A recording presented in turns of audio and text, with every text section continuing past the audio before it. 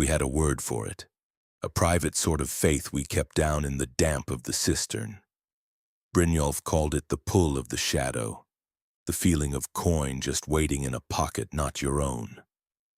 We called it luck, not the kind the gods give you, the fickle sort that vanishes when you pray too loud. This was guild luck. It was a current in the water, a thing that lived in the ratway and fed on secrets. Egil Stormblade, who came to Riften with nothing but a stolen horse and a heavy hand, said it felt like a warm fire after a month in the snow. He was right. We were a family, and that was our hearth.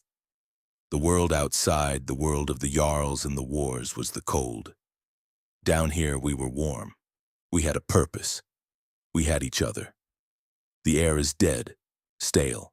The only scent is damp stone and the faint metallic tang of old blood, probably not human.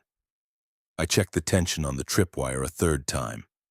It is exactly where I set it, ankle high and nearly invisible against the Draugr dust. My pack holds 3 healing potions, a loaf of stale bread, and 27 arrows. 17 are steel, 10 are Orcish.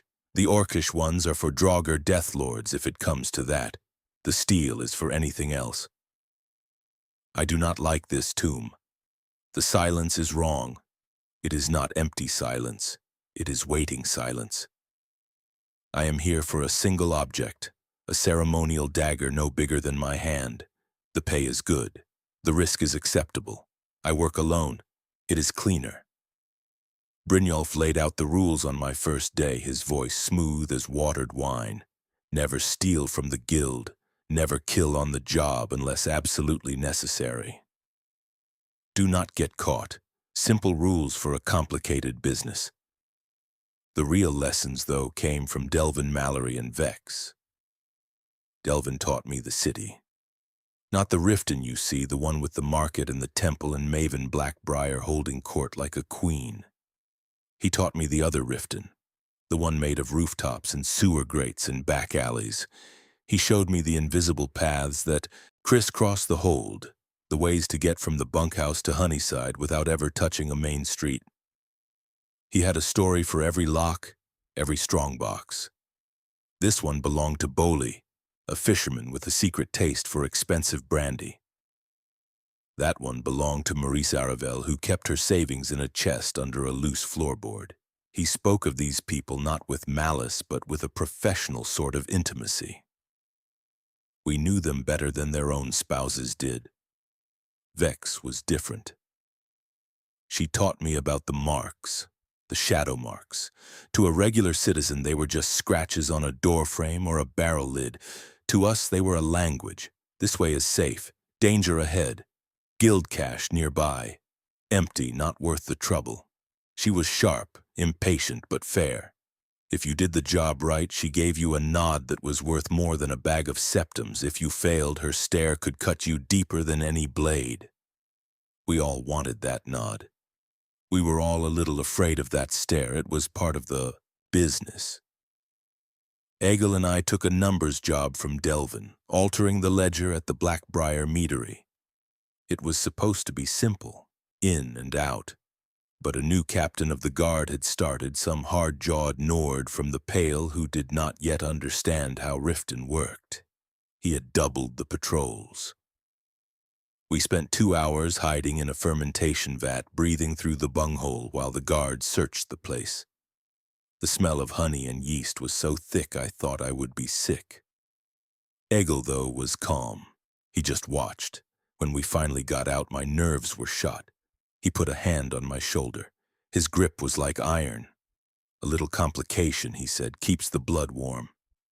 Back in the ragged flagon, drinking our cut, we laughed about it. We were part of something. We had stories. That was worth more than the gold.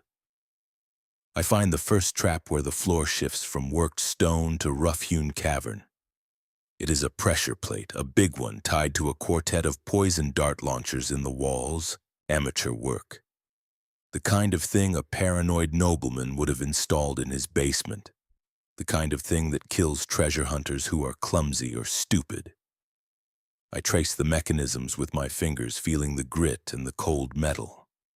The springs are old, but still strong. I could disarm it. It would take less than a minute. Instead, I find a loose skull on a nearby burial niche and wedge it under the edge of the plate. It holds the plate down just enough to keep it from triggering, but not enough to look obvious. If someone follows me, they might not see it. They might kick it loose. It is a small precaution. Insurance. You do not get old in this line of work by being trusting. You get old by assuming the worst and preparing for it. The Draugr are next, 6 of them lying in their alcoves. They are not active yet, but they will be. Their bones are laced with the faintest whisper of magicka, the animating force that keeps them from being just piles of dust. I draw my bow, nocking one of the steel arrows. I aim for the one closest to the exit, a clean shot to the skull. The arrow makes a dry crack as it hits the bone. The Draugr does not move. The others remain still, one less to deal with on the way out. This is a game of reduction. You reduce the risks. You reduce the number of enemies. You reduce the variables until only the objective remains. The dagger, the gold, the exit. Everything else is a distraction. We all looked up to Mercer Frey. He was the guild master. He moved with a confidence that felt like it could bend the world to his will. He was not like Brynjolf, who charmed his way through problems. He was not like Delvin, who knew every secret passage. Mercer was a predator. He had a stillness about him, a coiled energy that made you watch your words. When he gave you a job, it was never a simple numbers job or a bit of pilfering. It was always something bigger, something that mattered. He sent me to Solitude to acquire a specific vintage of wine from the cellars of the Blue Palace. It was not for the value of the wine, he explained. It was for the message it sent. That we could reach into the heart of the capital, into Jarl Elisif the Fair's own home, and take what we wanted. The job was difficult. The palace was crawling with guards, and the cellars were locked behind a door that even Delvin would have grumbled about. I spent a day just watching the patterns, learning the shift changes, the moments of inattention. I found a way in through the kitchens disguised as a delivery boy. The cook was a large woman with a voice like a rock slide. She nearly caught me twice. I remember hiding behind a rack of smoked salmon, my heart pounding against my ribs, convinced she could hear it. But I got the bottle. A Colovian brandy from a long-dead emperor's private stock. When I brought it back, Mercer did not praise me. He just took the bottle, studied the label, and gave a slight nod. That was enough. He had trusted me with a real task, and I had not failed. I felt like I had finally arrived. I was not just a new face in the cistern anymore. I was a thief, a proper member of the guild. Egil clapped me on the back and bought me a drink. Even Vex seemed to look at me with a little less disdain. We believed Mercer was rebuilding the guild, bringing back the glory days we heard about in stories. The days when our influence stretched across all of Skyrim, when the shadow of the guild touched every hold. We were fools. We were so busy looking up at him we never saw the knife in his hand.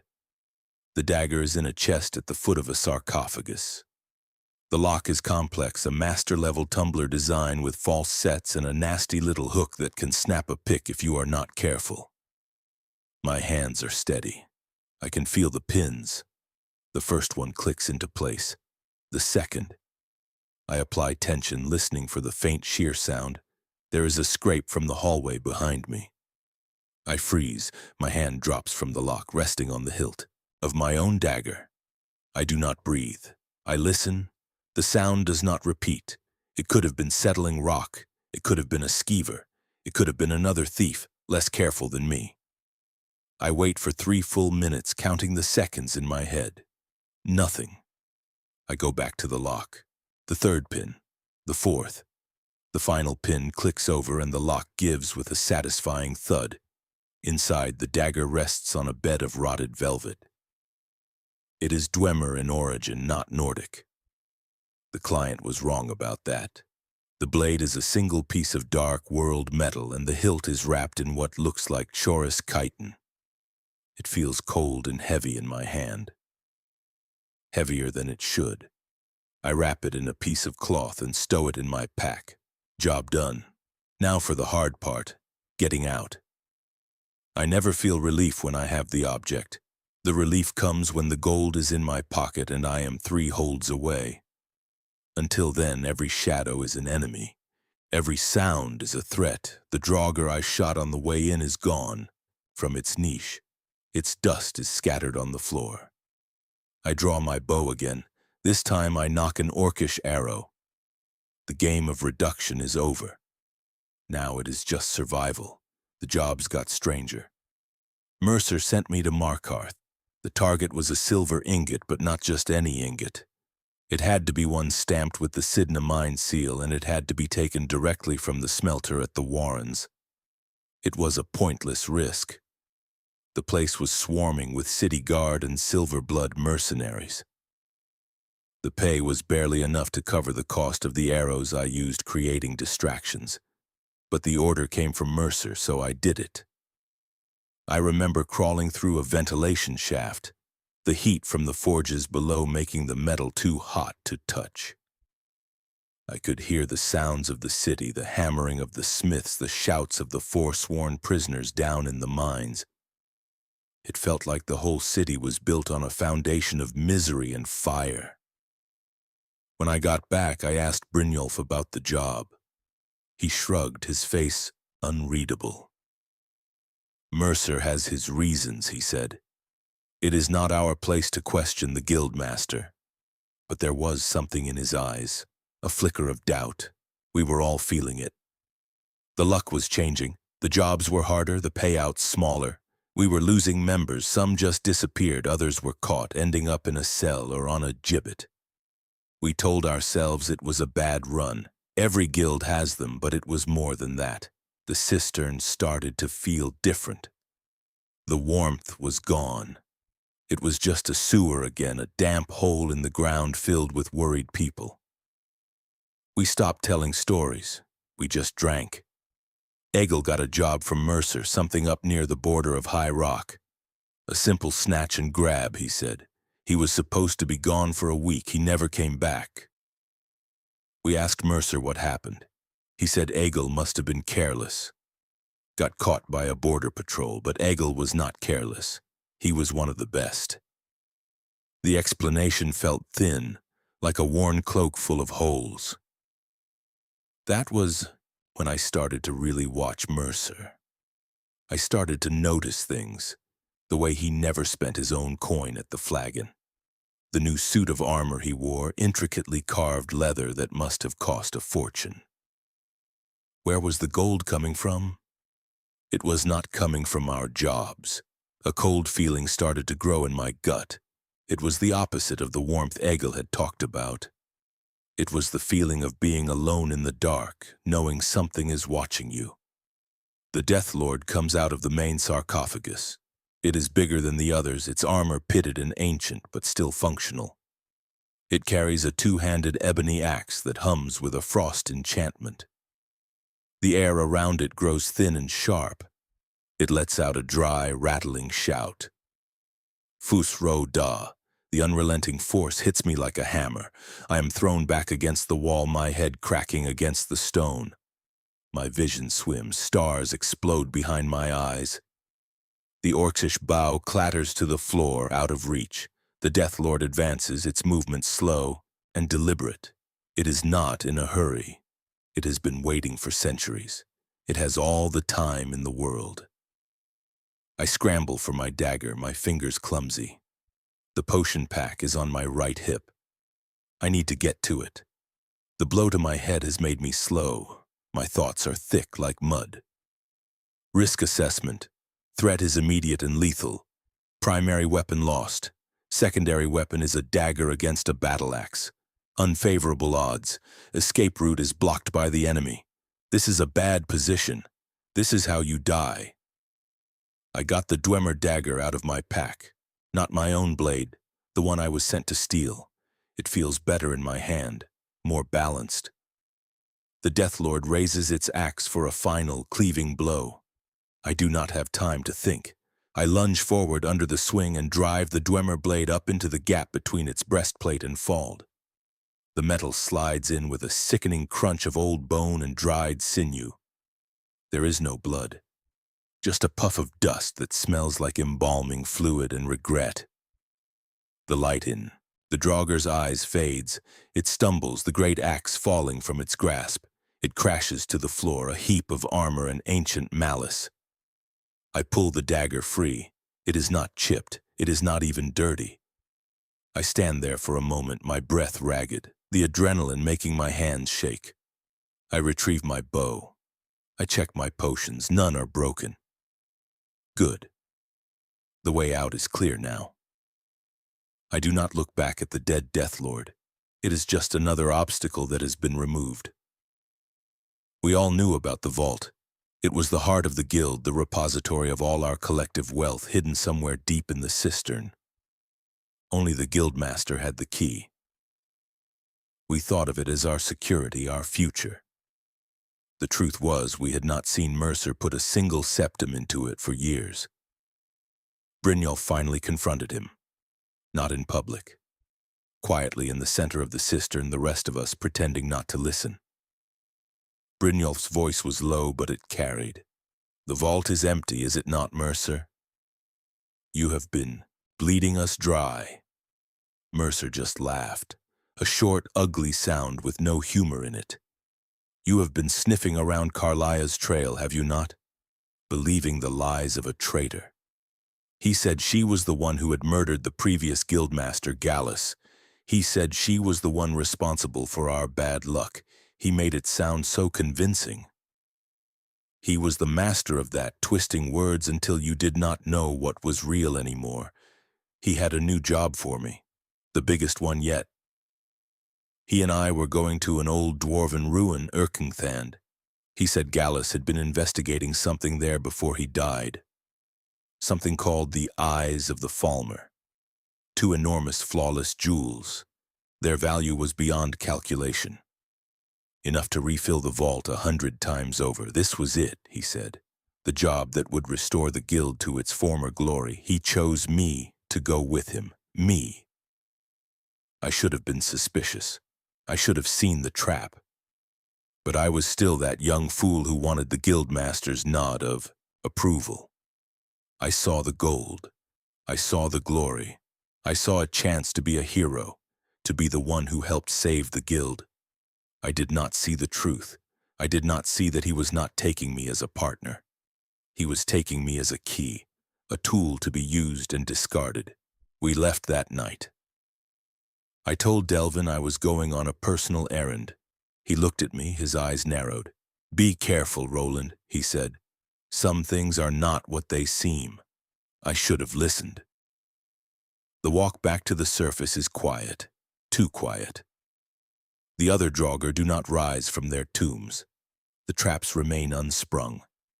It is as if the death of the Death Lord broke the curse on this place, or whatever held it together. I do not trust it. I move slowly, my bow drawn, an arrow nocked. I check every corner. I listen to the silence. When I finally see the sliver of gray Skyrim light from the entrance, I do not rush toward it. I wait. I study the way the light falls. I look for any disturbance, any shadow that does not belong. Only when I am certain the way is clear do I step out into the cold air. The sky is overcast, the clouds heavy with snow. The wind bites at my face. I pull my hood up and start the long walk back to the road. The client is waiting in Ivarstead, a Nord named Stenvar. He was specific about the meeting place. The Villamere Inn at a corner table after sundown. He paid half up front. He gets the dagger when I get the other half. No exceptions. I do not like this part of the job, the exchange. It is the most dangerous moment. More dangerous than any Draugr. A tomb is predictable. People are not. People lie. People get greedy. I have a plan. I will not enter the inn first. I will watch it from across the river for an hour. I will see who comes and goes. I will have an escape route planned. I will have my hand on my dagger the entire time. These are the rules I live by now. Trust no one. Plan for betrayal. Assume everyone is out to get you. It is a grim way to live, but it is why I am still alive. Erkenthand was a maze of rusted metal and crumbling stone. The air was thick with the smell of decay and the sound of dripping water. Mercer was in his element. He moved through the ruins with a purpose that bordered on obsession. He knew the layout, the traps, everything. He told me he had studied Gallus's notes. I believed him. We fought our way through Falmer, twisted, blind things that swarmed us in the dark. They were fast and vicious, but we were better.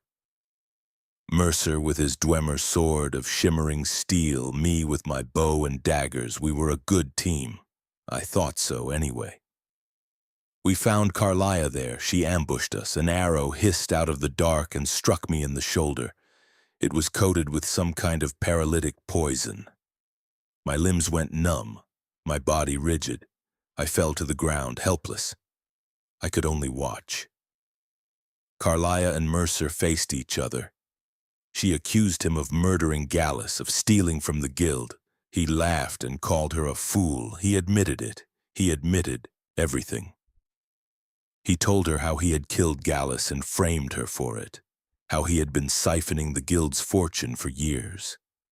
He held up a key, a strange skeletal thing, the skeleton key, a Daedric artifact of Nocturnal herself, the source of our guild's luck. He had stolen it. That was why everything had been going wrong. Our luck was not gone. It had been taken. I tried to move, to shout, to do something. But my body was a prison of stone. Mercer walked over to me. He looked down, his face a mask of contempt. "A shame," he said. "You had potential, but you served your purpose." He raised his blade. It was not aimed at Carlia, it was aimed at me. I am in a flooded cavern, my head pounding. The water is freezing, my shoulder aches where the arrow hit me. The poison is wearing off, but my muscles are weak and unresponsive. I am alive. I do not know how.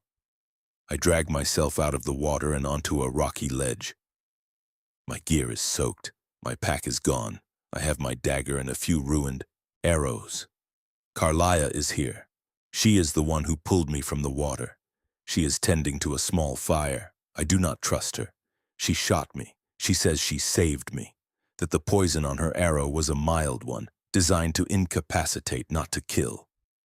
She says she knew Mercer would betray me and needed me out of the way to survive his first attack. I do not know what to believe. My entire world has been turned upside down. The man I looked up to tried to kill me. The woman I thought was a traitor saved my life. Everything I thought I knew about the guild, about our luck, about Gallus, was a lie. A carefully constructed lie told by a master manipulator. Carlia gives me a potion. It is warm and tastes of herbs. It helps with the cold. She tells me about Gallus. He was her lover. They were nightingales, agents of Nocturnal, sworn to protect the skeleton key and the Twilight Sepulchre, the temple where it was kept. Mercer was one of them too. He betrayed them both, murdering Gallus and defiling the temple. He stole the key for his own selfish desires. He broke an oath to a Daedric prince. The story sounds insane. Daedric princes and secret oaths. It is not the world of a simple thief who alters ledgers and lifts purses, but I saw the key. I saw the look in Mercer's eyes. I feel the truth of her words in my gut, a cold, hard certainty. The guild was not just a collection of thieves, it was a broken thing, a desecrated church, and we were all just praying to a hollow altar. She says we have to stop him, we have to get the key back. I look at her, a Dunmer clad in dark, unfamiliar armor, her face grim in the firelight. I have no reason to trust her, but I have less reason to trust anyone else. What choice do I have? My old life is gone, drowned in this cavern with Mercer's lies. I have nothing left but this. this path, this cold, uncertain alliance. The meeting with Stenvar goes exactly as I planned. I watch the inn for an hour from a copse of trees across the river. He arrives alone. He takes the corner table. He orders a single mug of ale and waits. No one joins him. No one is watching the inn. I circle around, entering through the back door that leads into the kitchen. The innkeeper gives me a dirty look but says nothing. I walk into the main room and approach the table. Stenvar looks up. He is a big man, his face a roadmap of old scars. He does not look surprised to see me approach from the side. "You are cautious," he says. "It is a good trait." I do not sit. I remain standing. "You have the gold?" I ask. He pushes a heavy coin purse across the table. I lift it. The weight feels right. I place the cloth-wrapped dagger on the table. He unwraps it. He studies the blade, his eyes catching the strange whorled pattern of the metal. He nods, satisfied. "A pleasure doing business with you," he says. I do not reply. I take the coin purse and walk out the same way I came in. I do not look back. I do not run. I walk at a steady pace until I am out of the village and back on the road. Only then do I allow myself to check the purse. It is all there. Good. I melt back into the shadows. Another job done. Another risk survived. I am good at this. It is what I do. It is all I do. Carlia leads me to Brynjolf. We find him near Riften, waiting for me. He had his own doubts, his own suspicions. My disappearance confirmed them. Carlia tells him everything. The truth about Mercer, about Gallus, about the Nightingales. Brynjolf is a pragmatist. He deals in facts and figures, in profit and loss. He listens to Carlia's story of gods and oaths with a deep skepticism. But he knew Gallus, and he knows Mercer. He weighs the evidence. Mercer's greed, the guild's decline, my supposed death. It all adds up. The numbers do not lie. We return to the cistern, a secret entrance, not through the rat way. We have to tell the others, Delvin, Vex, Tanilia, all of them. They react as expected. Disbelief, anger, accusations. Vex draws her dagger on Carlia. Delvin tries to reason to find another explanation. But the truth, once spoken, is a hard thing to ignore. It settles in the room like a foul smell. The emptiness of the vault, the missing members, the years of decline. It all points to Mercer. The family is broken, the trust is shattered. We are no longer a guild. We are just a room full of angry, betrayed thieves. Carlia explains what must be done. We must become nightingales. We must confront Mercer in the Twilight Sepulchre, return the skeleton key, and restore our pact with Nocturnal. Only then can the guild's luck be restored. It is a mad plan. A desperate gamble. Brynjolf agrees. He sees it as the only way forward, the only way to salvage what is left of our home. He looks at me. He asks me if I am in. I think of Eagle. I think of the warmth of the fire he spoke of, a fire that Mercer extinguished. I think of the cold water of that cavern, the feeling of drowning in lies. I am not the same person who joined this guild seeking fortune and family. That person died in Erkingthand. What is left is something harder, something colder. Yes, I say. I am in. I am back in the cistern. It is different now. The ragged flagon is busier, the gold is flowing again, the jobs are plentiful. We restored the Twilight Sepulchre. We dealt with Mercer Frey. We returned the skeleton key to its lock. Nocturnal's favor, our luck has returned. Brynjolf is the acting guild master. He is good at it. He is fair. He is rebuilding what was broken. Delvin and Vex are running the operation, same as always, but there is a new energy to them. The shadow of Mercer is gone. The family is healing. We are nightingales now, Brynjolf and I. We have a new duty, a new secret to keep. It is a heavy burden, a tie to a world beyond gold and shadows.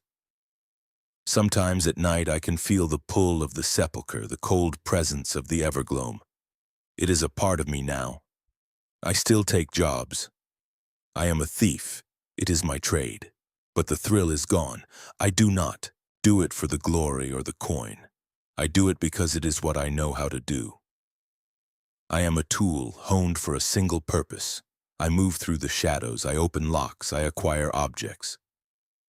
I reduce the variables until only the objective remains. I am efficient, I am quiet, I work alone. It is cleaner that way. I checked the blade's edge with my thumb. It was sharp enough. I put it away.